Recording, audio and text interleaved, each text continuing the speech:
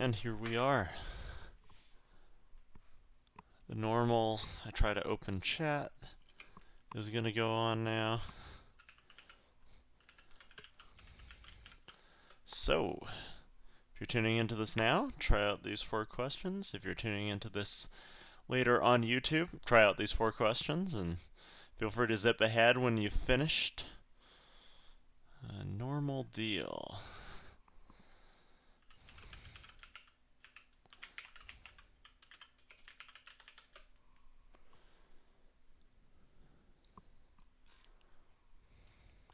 Nice. That's the quickest I've found the live stream in a long time. Hello, Aspen. I'm nice and early, finding my chat. Hello, Michael. And I was actually on time today. Wow.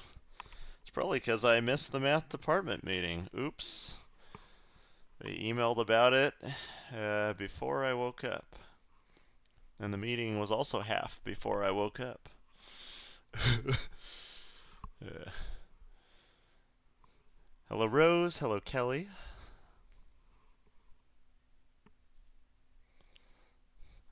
Definitely didn't wake up today at 11:30. That doesn't sound like me.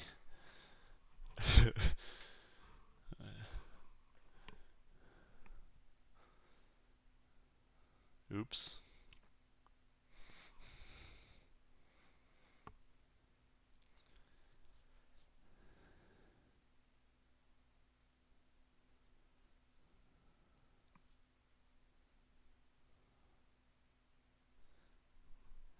So again, welcome. If you're showing up, please try out these 4 questions.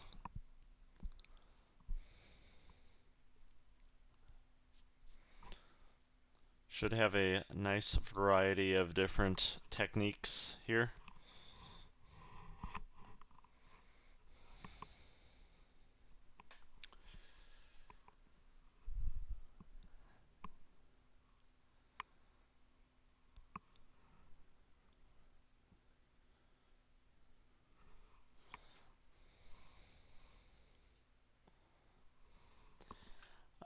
Plan today is to do some questions, like a warm-up and a couple extra questions I have. Go over some of the homework questions, the free responses I assigned, and then lastly, to do a free response at the end. So we're building some level of structure into these hours. Reminder that next week is spring break, so I will be streaming less next week, but I will be back in full force, whatever that means. Oh man, we still have some decisions to make about that. Come the following week, because some updates. The 2 grades that are possible for this semester look like they're going to be pass and no credit. So all you need to do is make sure you're in the pass category. And you're looking at like a 55% and up is a pass, maybe even a 50% in some kids' cases. So people will need to do stuff during this interim because we're allowed to start grading again come the 20th. But yeah, I don't care about Kids Bop. Yikes. Come on, man.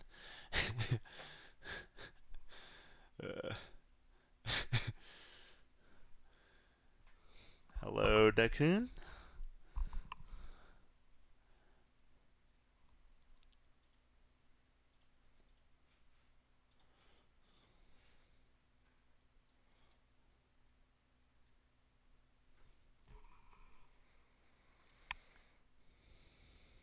Oh, they go every Wednesday? Okay. Well, maybe I'll be going to some Tuesday, Thursday weeks next semester. We'll see how that goes, because if I had been at that meeting, I would have known a little more about what's going on, but I wasn't, so we'll see how things go.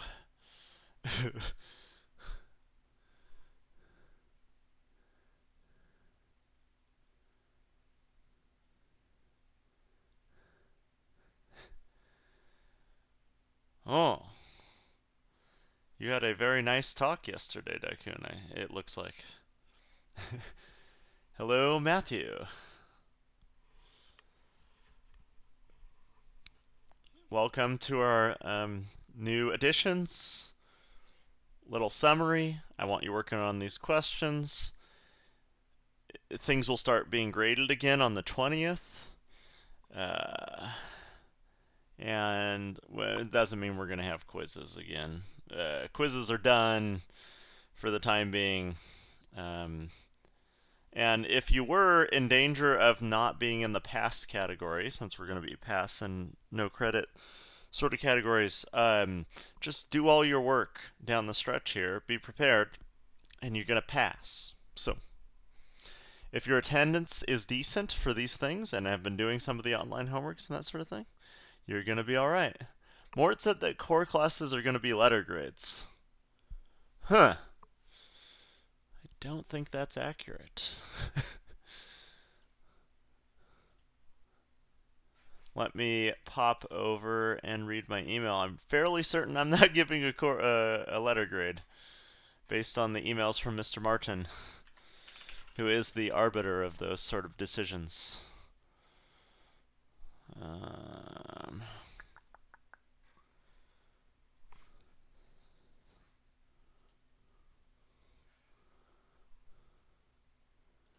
Let's see.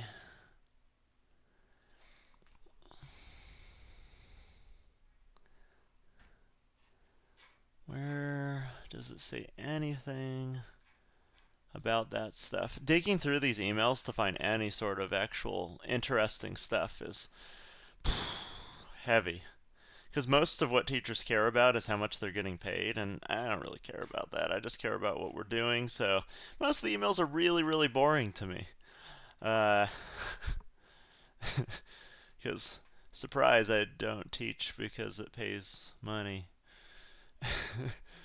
Although it does actually pay decent money now. I shouldn't hate on it too much. I'm fairly certain we don't have any letter grades, but I am searching for anything.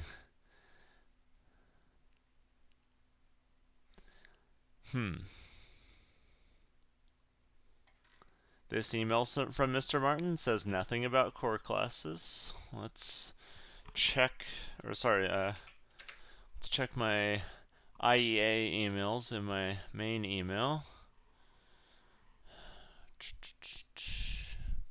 See if they have more clarity. No, they just worry about how much I'm getting paid.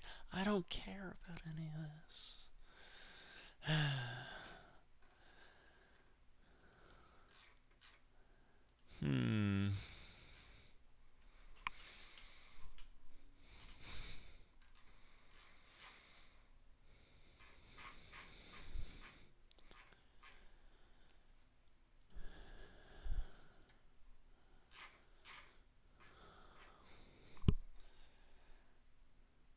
Assignments after April 20 are graded, yes. But I believe, even though they're graded, the only grades I'm capable of giving are pass and no count.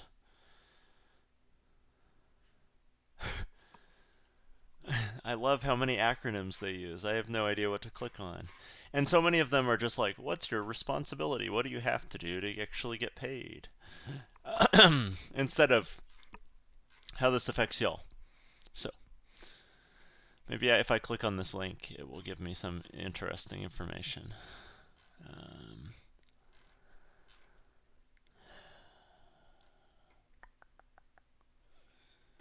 First, we are committed to the primary goal. Okay, I think I found the section.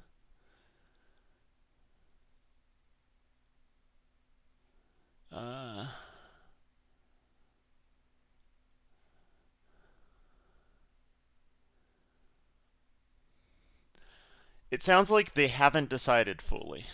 So, reading through this, it seems like the thing I outlined as the most likely outcome, which is that it's pass and no credit. I see nothing. Maybe I missed something that Mort saw, but I believe it's just credit or no credit are our two grades. So I don't think in the emails they sent out, even after this, which is, um, after the Inslee update, it says we plan to have certificated staff assign letter grades if we are allowed to return to in-person instruction. But I don't see anything saying I'm doing it. I don't see any mention of core classes. So, huh. Yeah, they're coordinating still. So I think the best answer is we don't know what's going on right now. Um, yeah.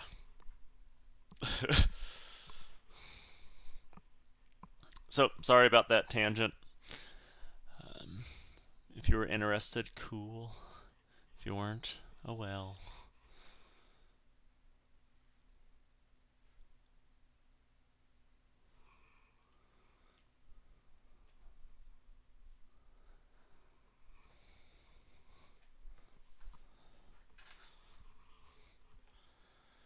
Uh, and as per normal, if you have finished these questions, please tell me done.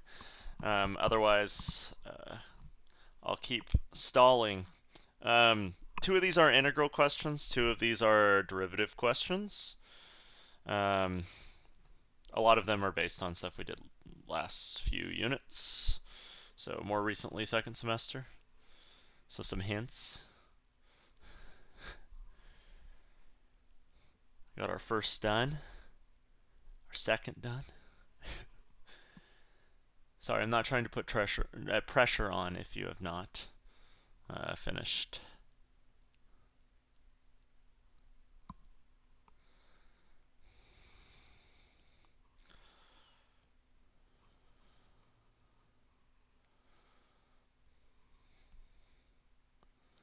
Oh man, the duns are starting to pile in. Kelly opened up the floodgates here. Cool, then I'm gonna give it like one more minute, and then I'm gonna start mobbing these.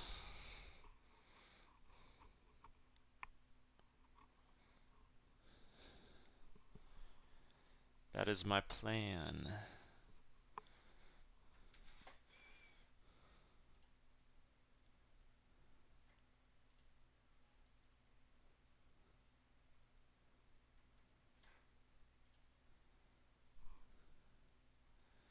Are you able to see who views the live stream? Yeah, if you use your names, I can click on the participants tab. No, that only tells me who commented. Am I smart enough to do this? To be honest, I don't check that stuff. Mostly I check by seeing who does the homework, although attending the live stream and doing the homework are usually highly correlated. I know which students haven't done anything yet. And starting the week of the 20th, if they're still not doing anything, I am going to be sending emails home to them and their parents asking why they're still not doing anything and why they don't want to get credit for this semester and not graduate because many of them are seniors. Not to throw too much shade. Not many sophomores in that crowd.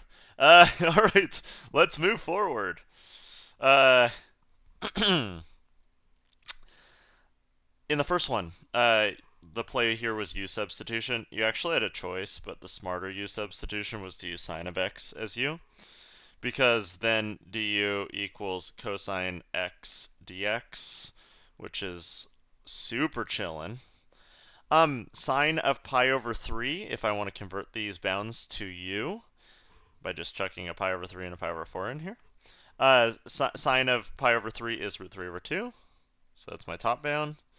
Sine of pi over 4 is root 2 over 2. So that's my bottom bound. And my integral is just u to u.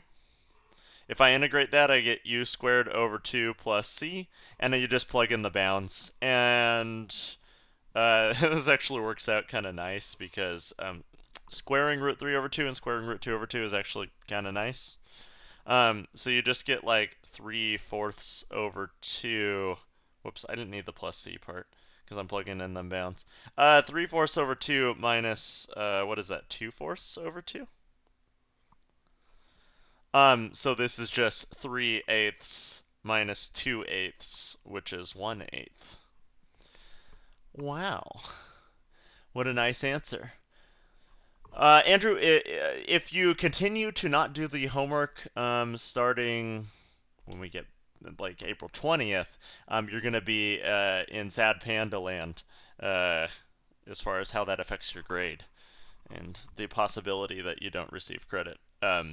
So definitely start doing it then, but you should be doing it now if you want to like do well on the AP tests and stuff like that.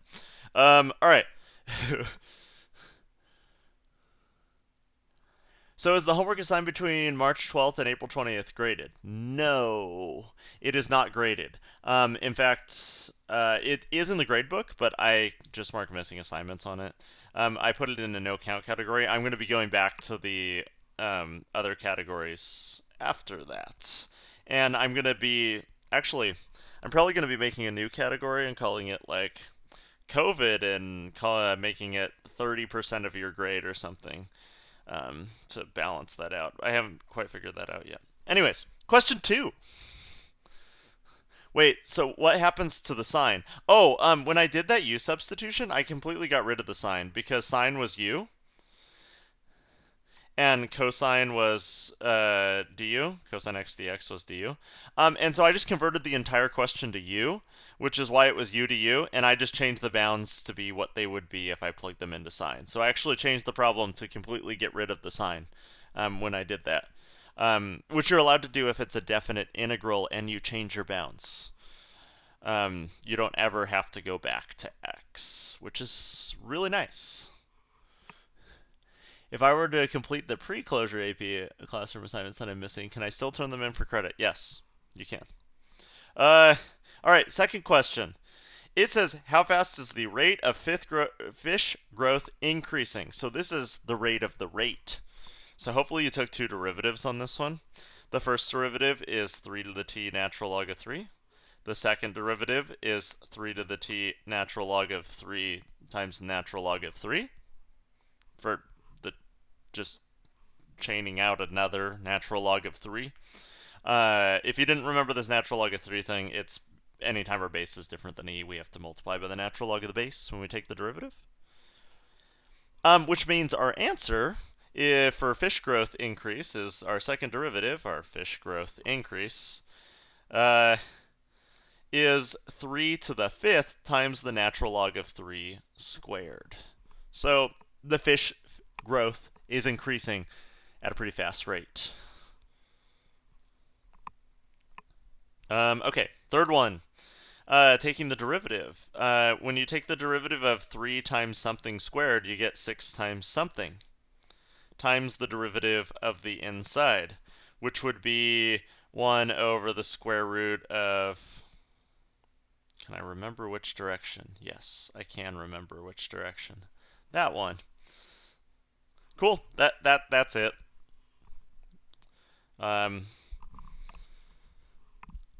And our last question actually required you to do a bit more math. We had to separate variables. If you separate variables, you should get e to the 2y dy equals x plus 3 dx. And the way you get e to the 2y is when you divide by e to the negative 2y, it's the same as multiplying by e to the 2y. And so when we move it over to the other side, we actually just lose the negative. There's no fraction. We're actually getting rid of a fraction by moving it to the other side, because a negative power is an implied fraction. When we integrate both sides here, we get e to the 2y over 2 equals x squared plus 3x plus c. And all we have to do is solve for y. So I get e to the 2y equals 2x squared plus 6x plus a new c. I need to natural log both sides. 2y equals the natural log of 2x squared plus 6x plus c. And lastly, just divide by 2. And so that would be our answer. You could also square root the inside of the natural log, and that would be an okay way of showing that divide by 2, because a divide by 2 is a multiplication by a half, which is a 1/2 power, which is a square root, on the inside of the natural log.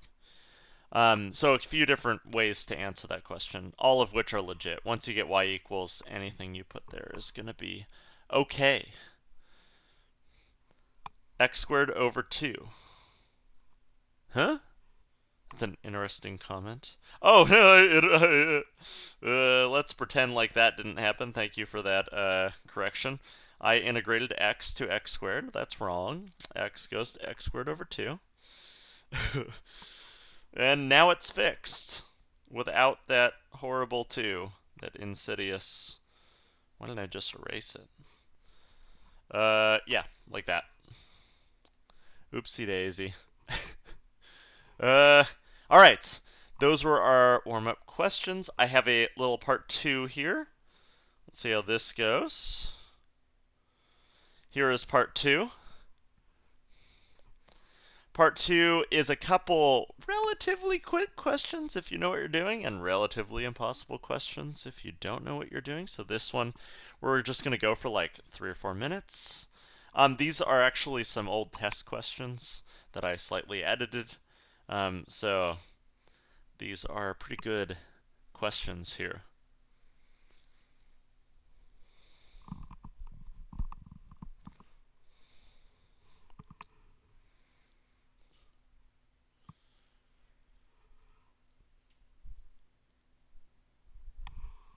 If you missed the schedule for this, we're going to do these 2 questions. I'm going to go over the homework, which was free response questions from 2007. And then we're going to do a free response question, and then I'm going to talk about what the homework is for, I guess, the entirety of break, except for we are going to have one stream during break. Should we do it during Kids Bop again? I'll probably do like a survey of the chat for when we want to have it next week, what day people think would be the best. I was thinking Wednesday because we're trying for anti-atrophy, for getting as little as possible. So Wednesday might be the best day because it's the middle, but kind of depends on when you want to. So just 2 questions here, and I'll stop distracting you.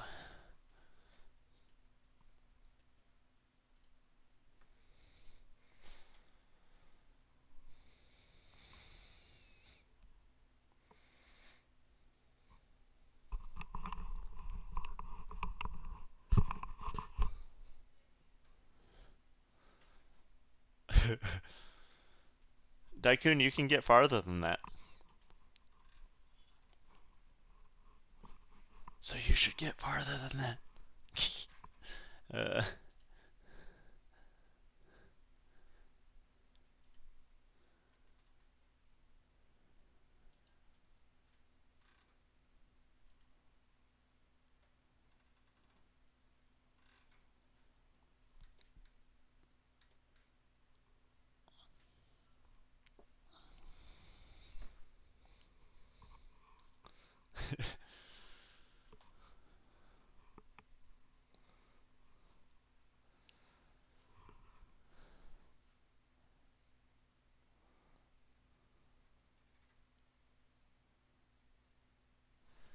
Alright. Gonna go for about 30 more seconds, see what you can answer in the meantime.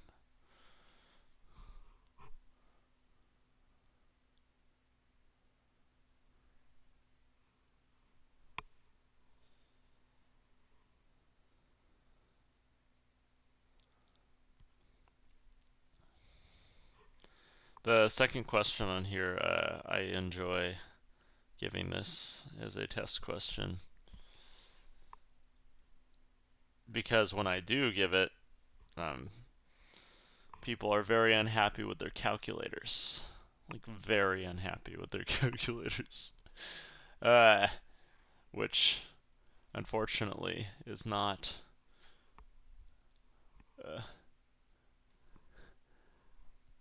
yeah, this is one of the more commonly retaken units, the first question there.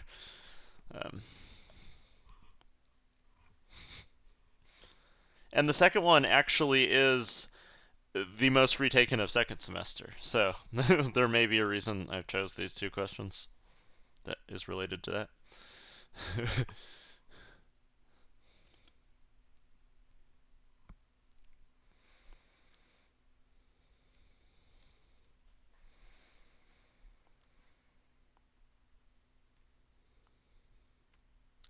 All right. It's not the calculator's fault. That's true. That is true. So let's give these a try. Whoops. Why did I get out of writing mode? All right. For the first one, if you take the derivative of cotangent, which is what this whole thing means, is take the derivative, you get negative cosecant squared of x. Then you plug in pi over 4, and you get negative cosecant squared of pi over 4, which is the answer Daikun got. But we can figure out cosecant squared of pi over 4 because cosecant is 1 over sine. Sine of pi over 4 is root 2 over 2, so cosecant is 2 over root 2. If we square that, we get 4 over 2, so it's negative 2. So again, this is 1 over sine squared of pi over 4. So it's 1 over root 2 over 2 squared, which is 2 over root 2 squared, which is 2. Can you leave it like that? On a free response on this test, yes, you can leave it like that, as far as I know. Unless they've changed something. But yeah, usually they actually write the unsimplified answer on their answer keys because they're cool with that. Second one. If you try to type this into Desmos, and I tested to try to type it into Desmos, you get undefined. If you try to type it into a TI Inspire, you get undefined. The reason why is because it can only do like 2 to the 64, that big of a number. And that number is too big because 15 to the 1 million power is way too big.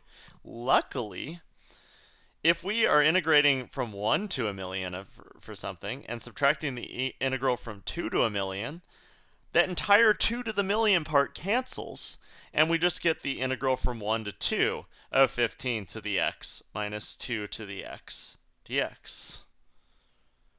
And this, we can pop into Desmos. Doink, doink, doink. Let's pop over. Is Desmos one of my links? Oh, sad. Where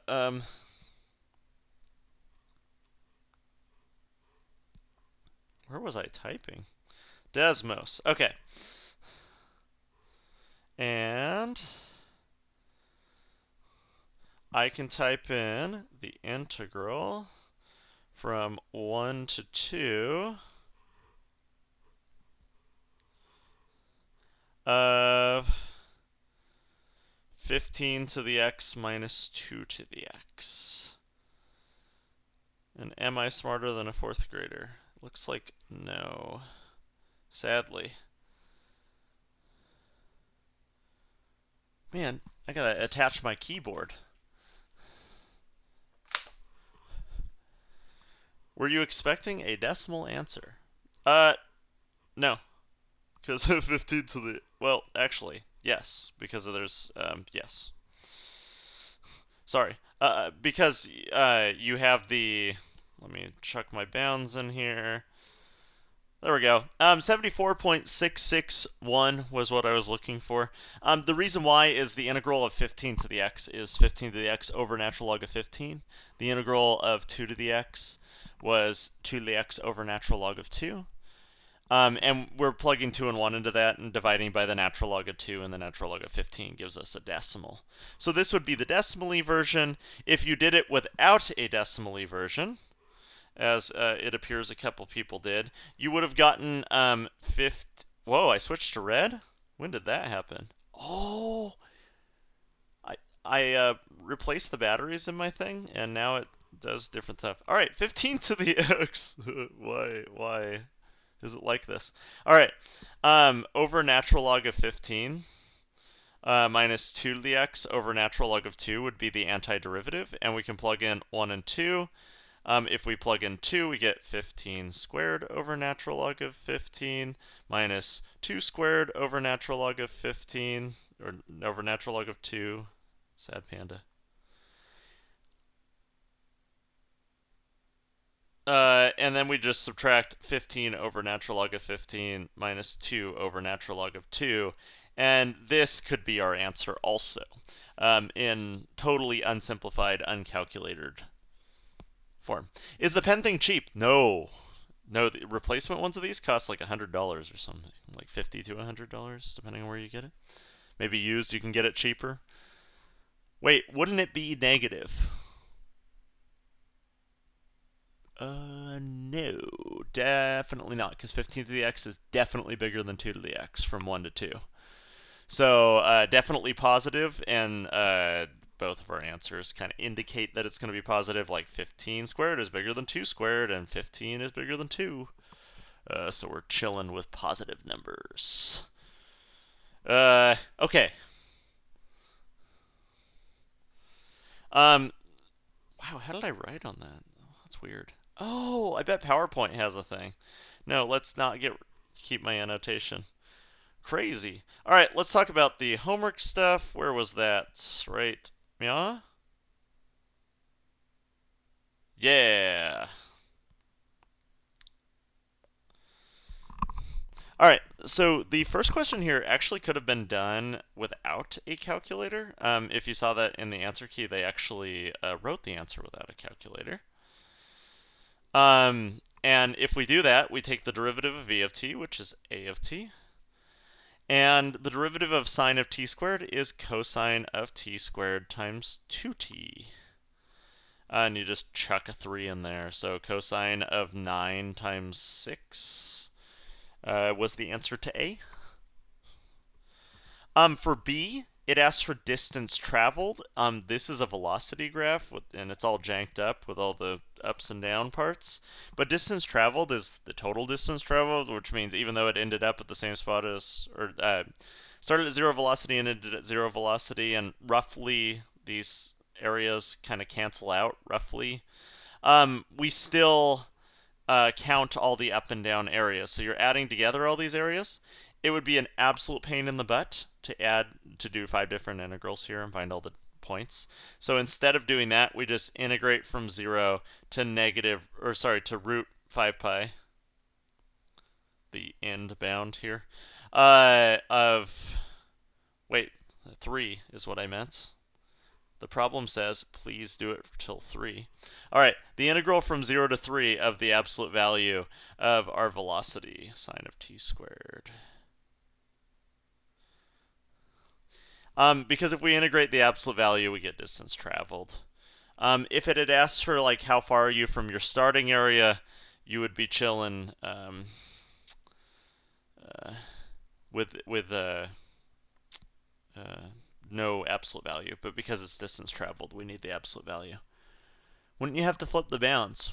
Why? Why would I have to flip the bounds? If we absolute value, we're going to get a positive. We want a positive for distance traveled, so flipping the bounds would be counterproductive, I think, in this case. For C, it says find the position. Oh, and just quick shout out, I can pull up the answer key. You could probably see this also. I just could talk about what the answers to these were if you plug them in, so I don't have to go back and forth to Desmos constantly. For the second one here, you should have gotten 1.702. And definitely the best way to do that was to use absolute value. Look for the answer key if you want to see not absolute value done, which is ultra painful version. Was this calc or no calc? This is definitely calc. 1 and 2 are always calculator questions. Sorry if you didn't know that. All right, find the position of the particle at t equals 3. Here, we won't use the absolute value anymore. We know we start at a position of 5 at 0. And then we're just going to add the integral from 0 to 3 of v of t. Whoops, I should actually write what v of t is. Sine of t squared. And you just type this in. If you type this in, you get 5.774 or 3 if you truncate. I always round. And then the last piece says, for this interval, figure out the time t when the particle is farthest to the right. Now I can I can figure out where this answer is farthest to the right pretty easily just by inspection. Just looking at this question, and I'm going to wipe out all the stuff, I can tell that this area is the biggest, then this, then this, then this, then this, which is going to make it so that this spot is actually our farthest to the right. Our most positive area is at that point. I do have to qualify this a little more by testing all of those points. So you finally get some payment if you went through the whole process. So what we want is... headphones are a little uncomfortable at the moment. All you do is plug 0 in for v of t and solve for all the different points where this can happen. So you want where the inverse sine of 0 equals t squared. Where is sine 0? Sine is 0 at 0, pi, 2 pi, 3 pi, 4 pi, 5 pi. So you just set t squared equal to pi, and so you get t equals the square root of pi.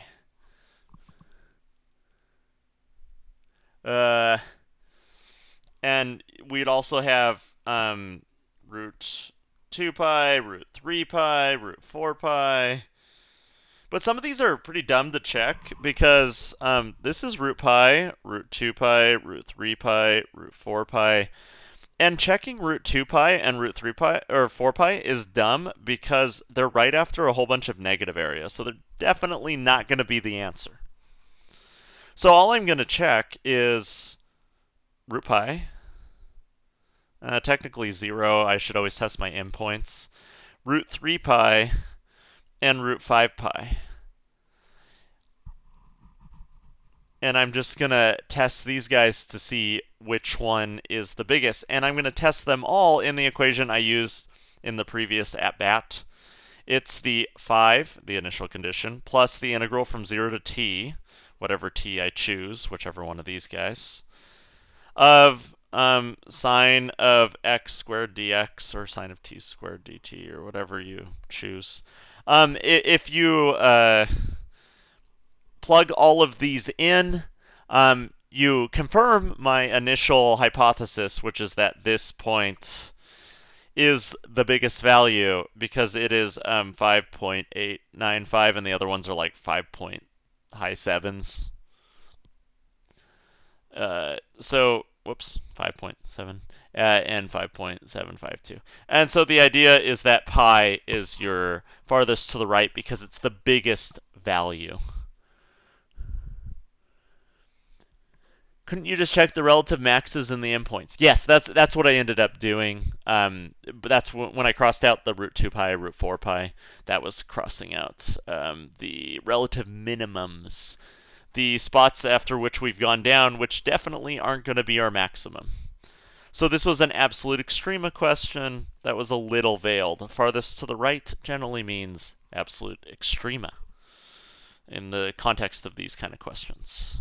All right, the next one was the wind chill question.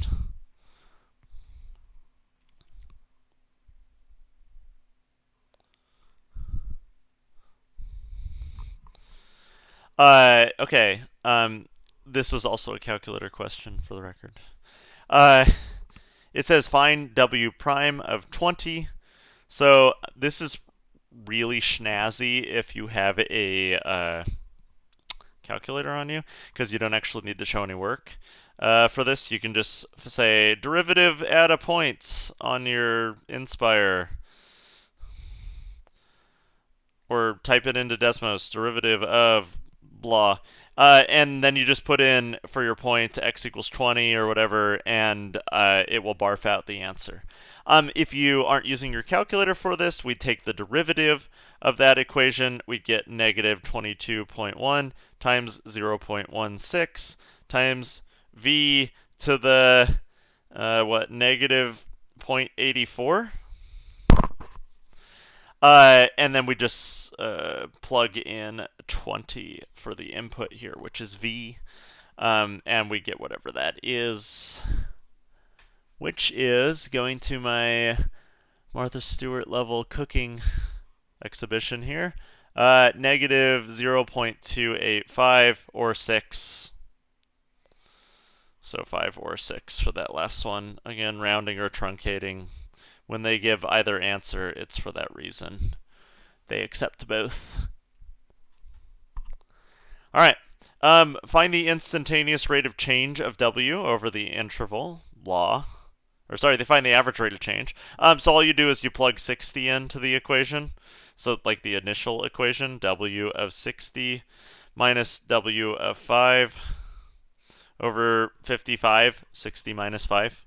And this gives you, let's go check the oven where I've already cooked it. And we get negative 0.254. And then all you do is you set this equal to the derivative. So you set this equal to this equation. You set these guys equal and solve for v.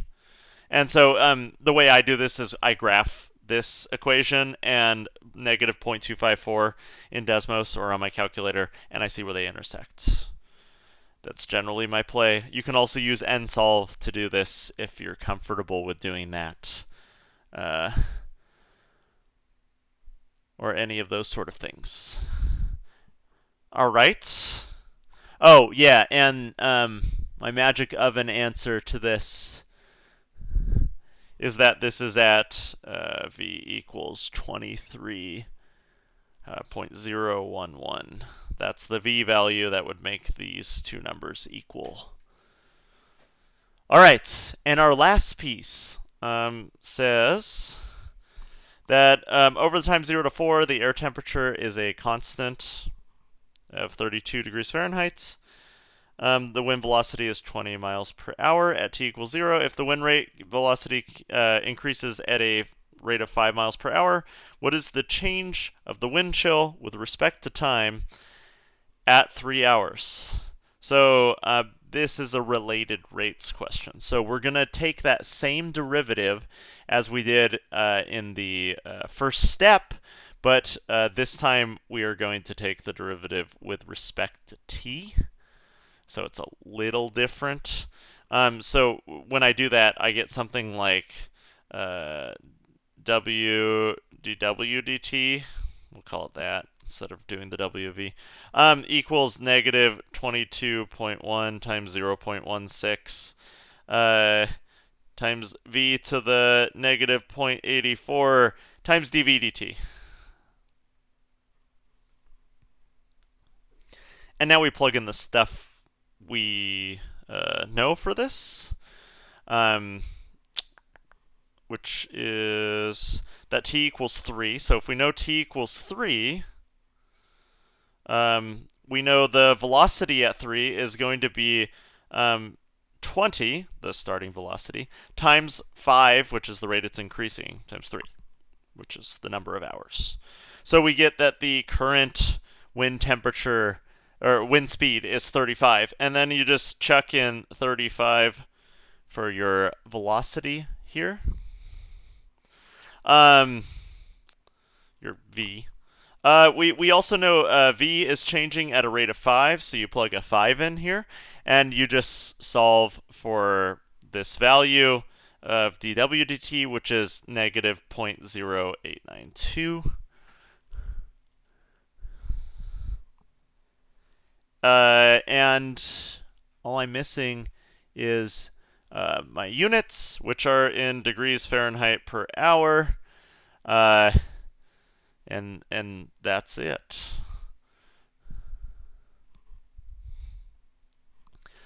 Any questions on this one? I got questions on the previous one and people were talking about it. The absolute value does have to be in the inside. Rose was right on that question. Looks like I don't think he's ever going to answer that. I did answer that question, so Liam, I'm not really understanding. I didn't check all the critical points. I just chose the maximum, so I actually agreed with Chelsea on that.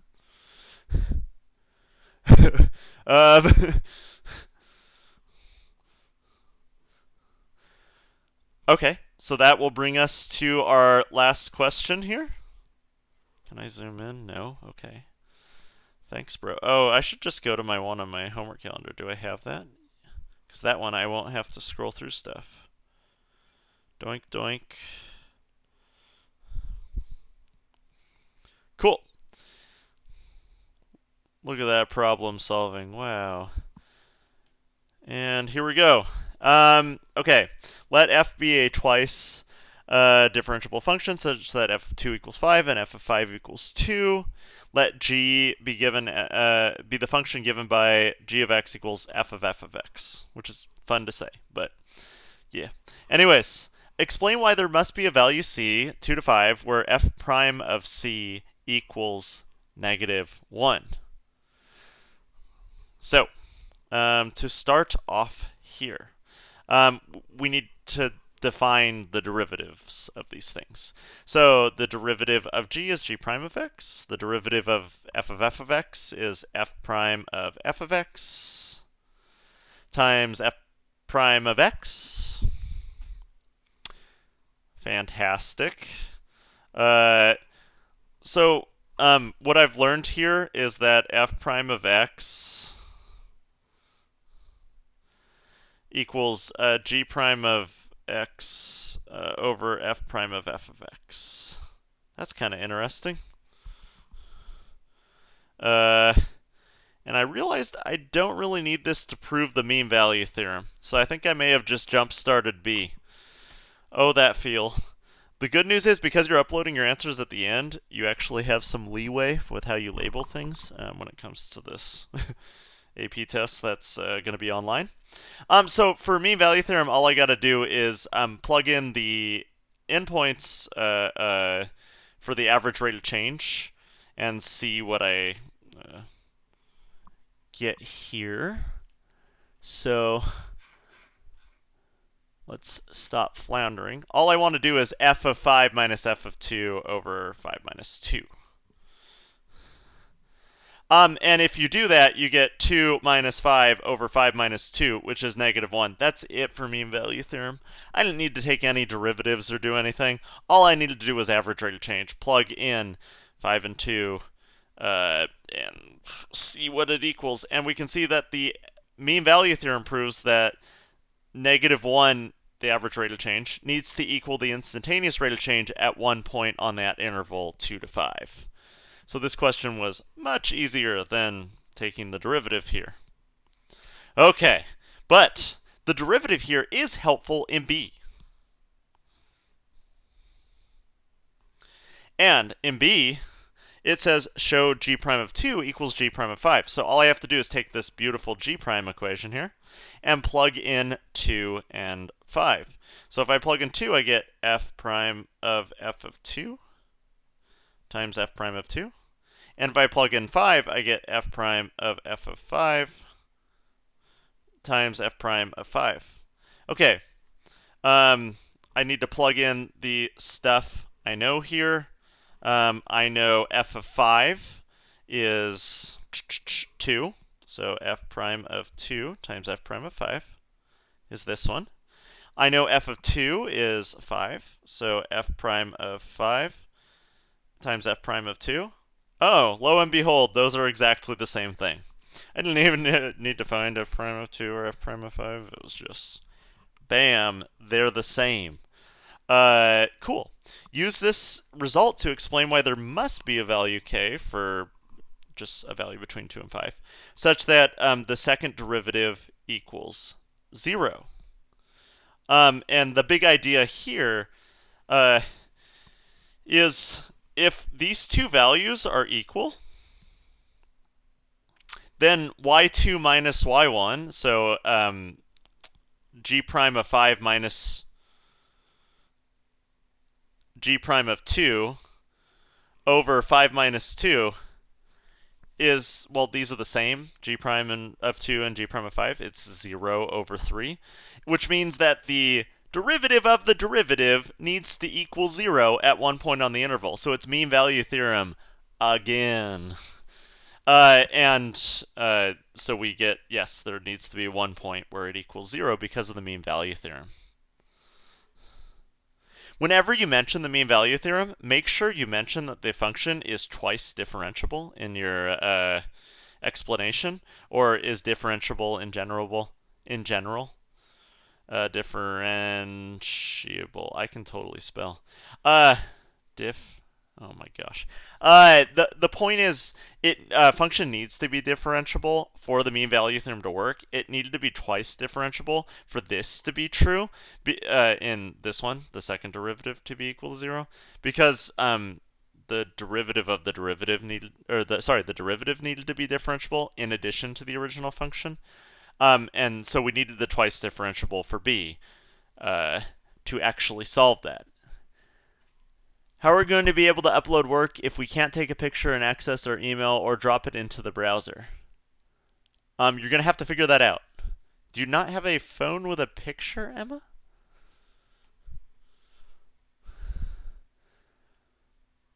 With picture capabilities, rather.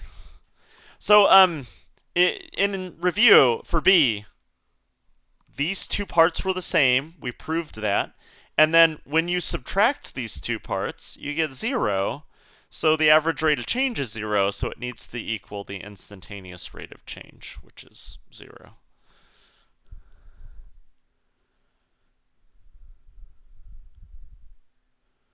Oh, are you talking about maybe the browser they have? The secure browser? Huh. I'm going to have to look into that, and I'll give a demo about that when I learn more about it. All right, moving on to C. Show that the second derivative of f equals 0 for all x.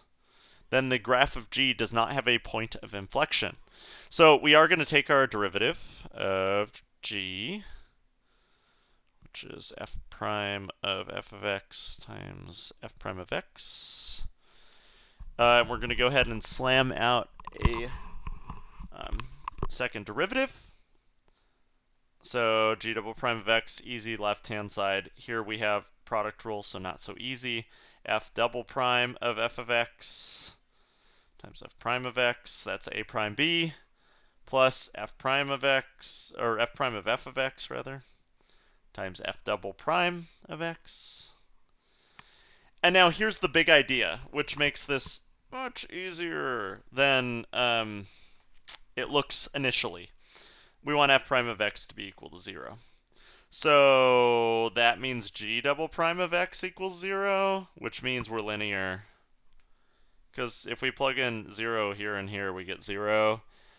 So if we're linear, which we are, if our second derivative is 0, then we don't have an inflection point. Slash, if the second derivative doesn't change sign, we have no inflection point. And so that's all you needed to do for that, is when you plug in 0 in both of those spots, everything blows up and you just get 0.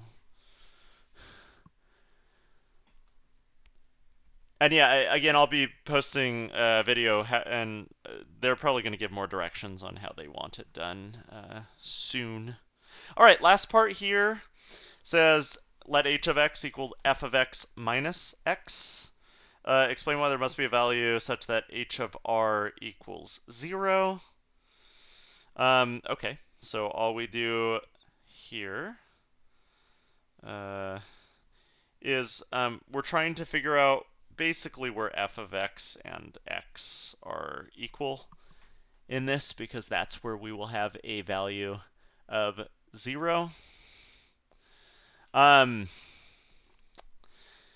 So the general idea to prove this is we're going to find like h of 5 and h of 2.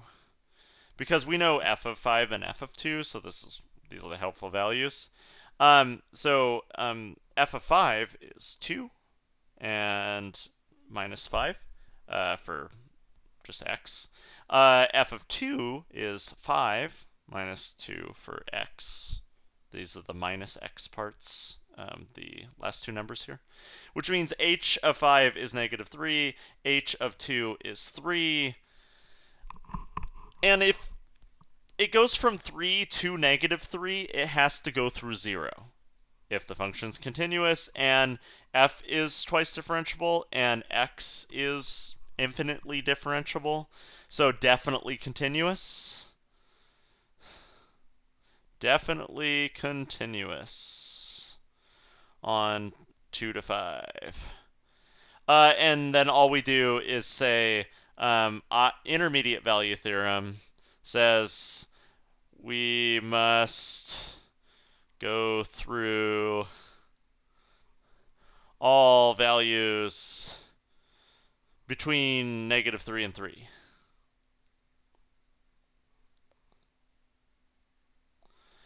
Including 0. Which is like, wow, the point of the question. Cool. That was that homework. Our last piece, as per normal, is to take a peek at this beautiful free response question I have prepared for you. So take a peek at this guy and tell me when you're done. And I'm going to go grab some water and check chat when I get back to see if there are any questions I can answer. So I'll be back.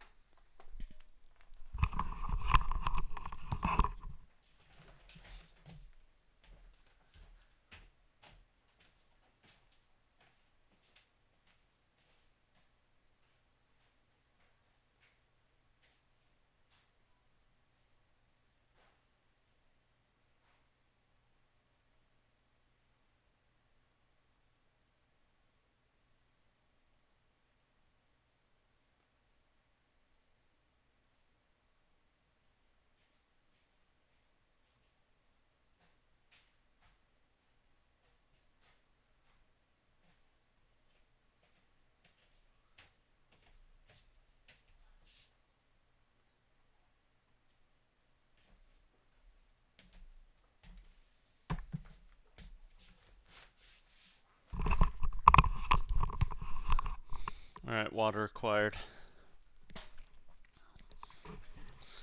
Please, please, please. Try out these questions. See what you get.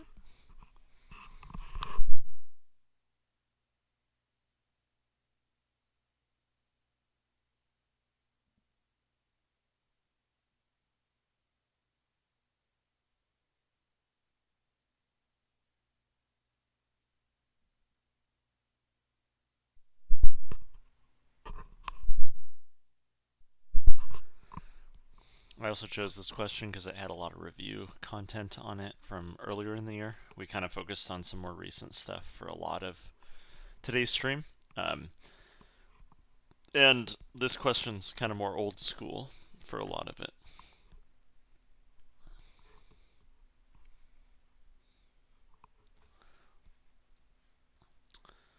Old school.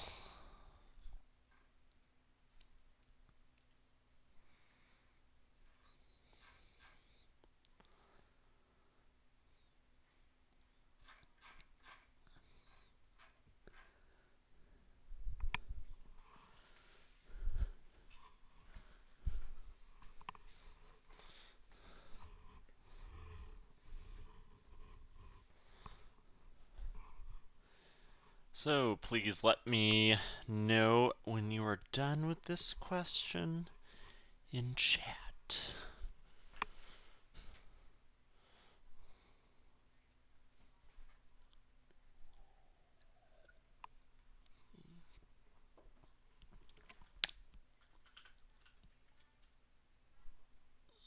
Not done. Makes sense.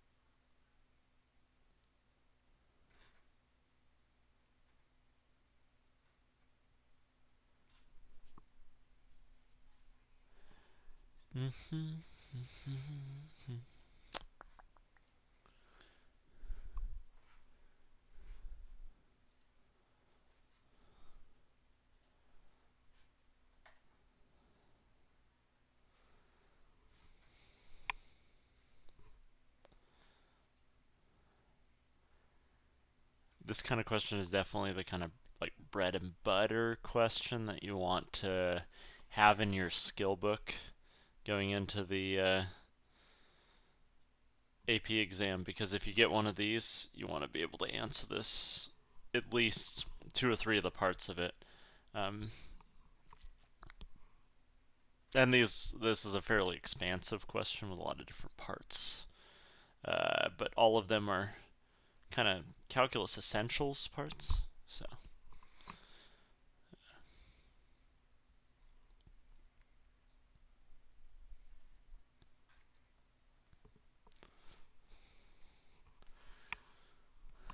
up to 7 dones. That is roughly 1/3 of the people. So I'll go over this in about 20-30 seconds. And then we'll wrap up the live stream here.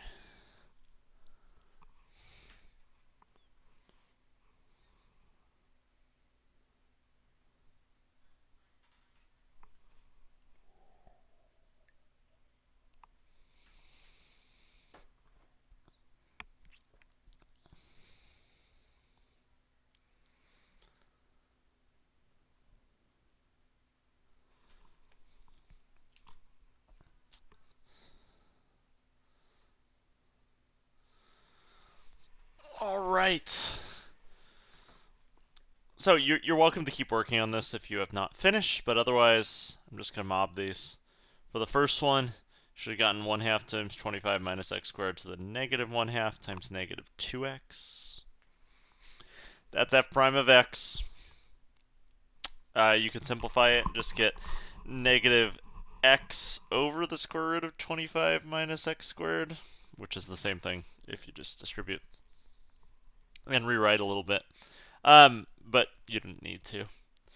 Write an equation for the tangent line at -3.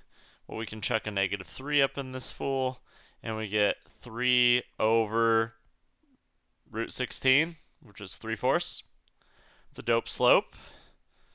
We need to figure out a y value, so I got to plug -3 in up here in the original equation. If we do that, we get root 16, so it's 4. So we know -3 comma 4 is the point. And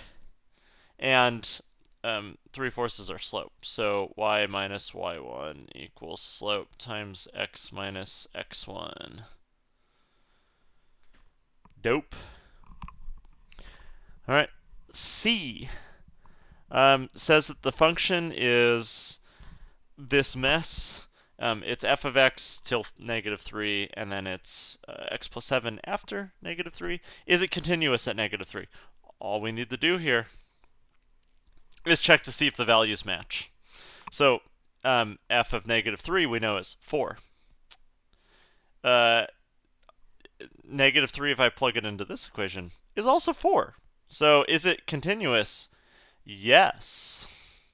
It's continuous. Values match and limits match. And the reason why I can say limits match is because both of the values approach that on either side. It wasn't like there was some sort of discontinuity happening at -3 in either of the functions. So both of the functions are approaching that 4 point, not just like warping to that 4 point.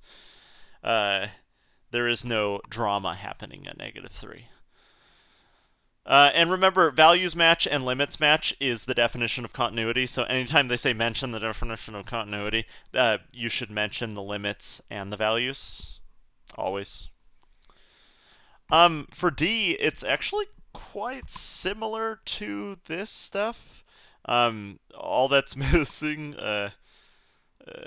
is the fact that the root is on top. And this is meant to be just an easy u sub question. So 25 minus x squared is u. du equals negative 2x dx. Wow, how did I write that so poorly? Let's fix that. Negative 2x dx. And we just have an x dx, so we have a du over negative 2. Cool thing is I can switch completely over to u's now. If I plug in my top bound, I get 0 for my top bound. If I plug in my bottom bound into this, I get 25 for my bottom bound. And I can just do the integral of from 25 to 0 of u to the 1/2 du, but because of this over negative 2 thing, I need a 1 over negative 2 in front. We can just integrate this. We get u to the 3/2 times 2/3 multiplied by negative 1/2, and we just chuck in 25 and 0. 0 is really easy to chuck in. I just get 0. Dope. If I plug in 25, I get something more exceptional here. I get negative 2 over 6 times 25 to the 3/2. 25 to the 3/2. Oh, by the way, the negatives cancel here. 25 to the 3/2 is the square root of 25 cubed, which is 5 cubed, which is 125, making this 250 over 6, or 125 over 3. Now, I did this the way where you don't actually switch back to x. You could have switched back to x, and you should get exactly the same answer. You just get a 0 for your second term and a value for your first term. But either way, you should get to the answer of 125 over 3, or 41 and 2/3. Hopefully this was helpful. I don't see any questions after all the dones, so I'm going to assume we're light on questions here. Maybe that's dangerous. Maybe I'll hang out for a minute. If you missed the beginning of the stream, oops, used a calculator. That's okay. Basically, if you see this numbers on here, this number is 4, 5, or 6, or on a newer test, 3, 4, 5, or 6. It's a no calculator, so you can make that assumption safely. I posted 3 free response questions as homework. I was going to pop over and show those. So on today's, I assigned this set of questions. I have this old test question that I had, and I have these 2 questions. Hot air balloon question. So I believe these were off 2008. I don't remember exactly. But yeah, these are the questions. I will be posting solutions for this probably later today. We still don't know how grades are going to work, but things are going to be graded after April 20th. I did a bunch of research at the beginning of stream, if you missed that. So still don't know 100% what's going on regarding that. Oh yeah, I have one thing left. Hey folks who are still here, the true committed people, or something. Is Wednesday okay next week? For the one stream we have next week, since it's spring break. Or do people like? How should I do this?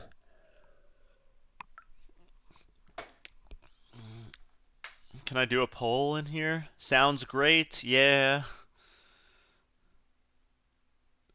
Yeah, but not at 12 because it's Kids Bop.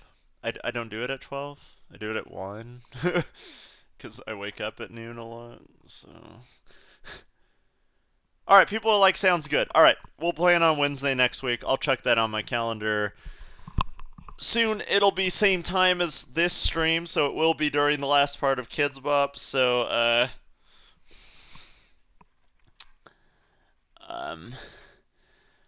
yeah. Sanjana, you're gonna miss your favorite thing in the world, and I'm sorry for that. And later, dudes.